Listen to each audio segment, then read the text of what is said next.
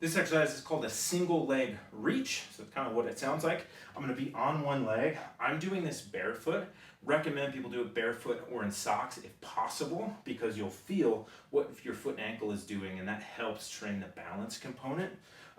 Wear shoes if you have to. But regardless, I'm going to stand kind of about, let's say 4 feet from this, 3-4 feet from this chair. Kind of if I'm on two legs, I can just touch it with my fingers. So if I can kind of reach it more, that's too close. I really want to reach for this. So I'm going to stand on one leg, and then I'm going to reach for that chair, and then stand right up. Reach for the chair. To come up, I want to think of pushing into the ground to feel the glute firing. And then I'm doing my best to not rotate through here. Fire up. As a bonus, making sure my knee isn't wobbling. Reach, push through the ground to come back up.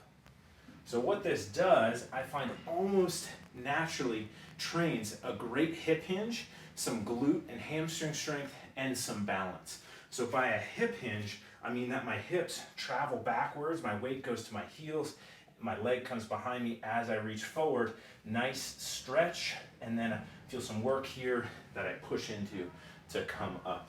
If this chair is closer, I find that people tend to come here, they get some rounding of the back. Not quite what we want, they don't get into the glute and hamstring. And so further is going to be better. If I go too far, I'm not going to reach the chair, but I got no harm done. Okay, so if you stand too far, you can always get closer, but if you don't get all the way to the chair, that's okay. You're probably going to be doing the movement correctly. If you want to add a little challenge, we can hold a weight. Start light, because this weight's going to be far from the body, which creates actually a really big load at a light weight. So if you don't have weights, you can start with like a gallon of water, or even just a water bottle. But otherwise, same thing, but now I want to strongly brace the core. When I say brace the core, I want to push in strong, so that way I don't get movement through the spine. And then I'm going to touch the weight. So there, I was a bit further, no worries, I'll just scoot a bit closer, but I'm going to press the weight out. So now I get a little work through the arms and shoulders, and it's a little more work to push back up and to control this position.